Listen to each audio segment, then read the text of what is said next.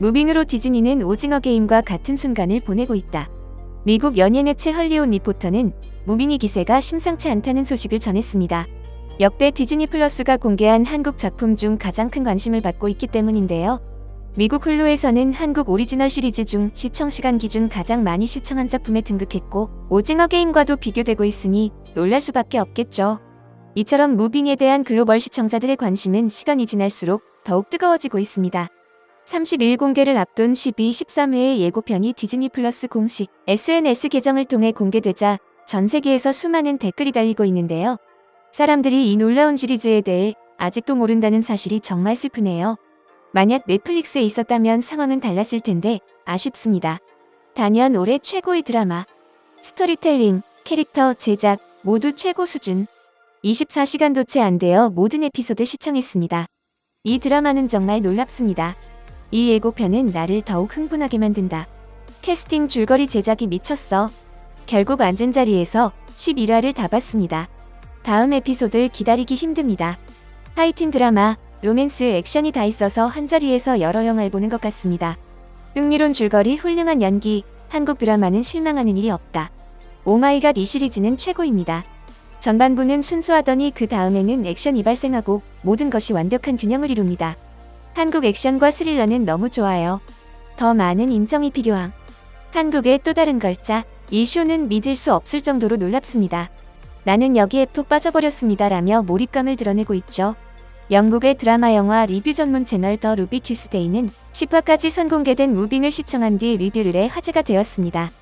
This is my review for Moving. Now, Moving's a series that you probably haven't heard of. Unless you are a fan of South Korean drama, K-drama, then you might have this on your radar. However, if not, and you need something different to watch, but you don't mind reading subtitles, then this might be the one for you. Let's jump in. Bong-suk, a boy who could float before he could walk, and Hee-soo, a girl who survived a horrific car crash unscathed, end up at the same school. They quickly become close after confiding in each other and soon discover there are more people like them out in the world. In the first 10, because we had screeners, I have to say this is surprisingly one of my most interesting series I've seen so far. It's not like we haven't seen a series like this before. It reminds me a lot of the American series Heroes.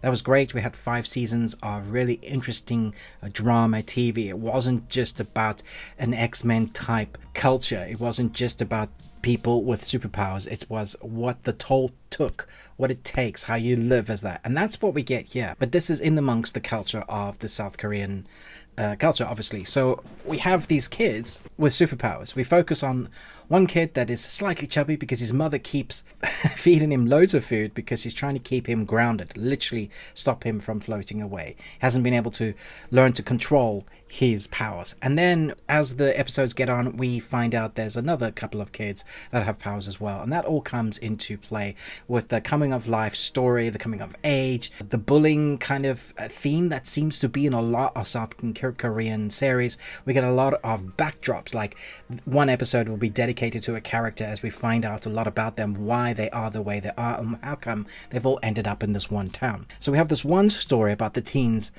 coming to grips with who they are as a person with the powers that they have. Each unique power comes with its own issues. Slight help in their powers, but mostly just comes with loads of it they have to avoid and things that they can't do. You know, it's hard enough being a teen, except when you get powers like this, you wonder who's going to accept you, call you a freak, is the government going to dissect you? All of that comes into play here. And then on the other end of the scale, we have the parents' storylines. Those that are also have the heritage of powers but were either agents or something like that within the government that are now retired. And then we have this lone kind of, they call him the cleaner. This other guy that's taking out people with powers. Very similar to that hero storyline, that arc.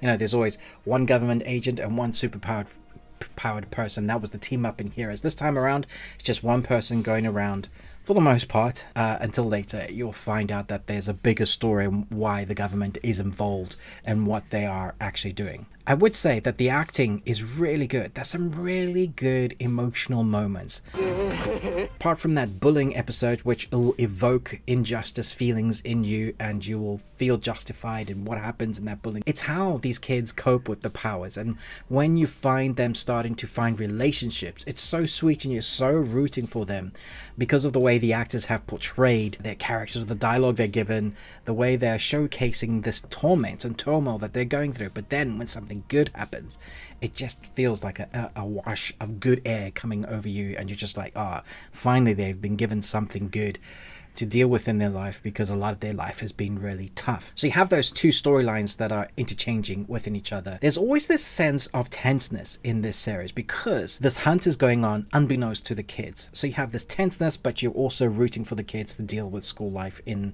the best way possible. Other than that, the parents are having to try and protect them without them knowing that they are being protected. And so we have this kind of clashing of two generations.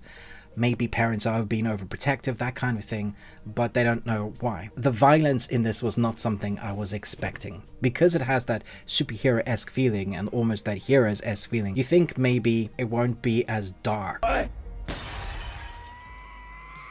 They're not daring to go as far as they do in this series. I wasn't expecting this. So when you get the fight scenes, they are well done. The choreograph is well done, but it's also really brutal.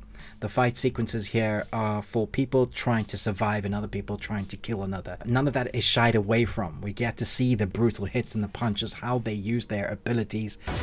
The CG doesn't look bad at all. It has a real tangible feeling to it. So the powers aren't the showcasing thing here. It's the human that is controlling the powers. They just have a thing. They're slightly different, slightly special. And that really is the big showcase or the theme of this series, where you might be different, but you're still struggling with everything that everybody else is struggling with. All of these stories combined really well for great filming with action that is really tense and gory, so do be warned.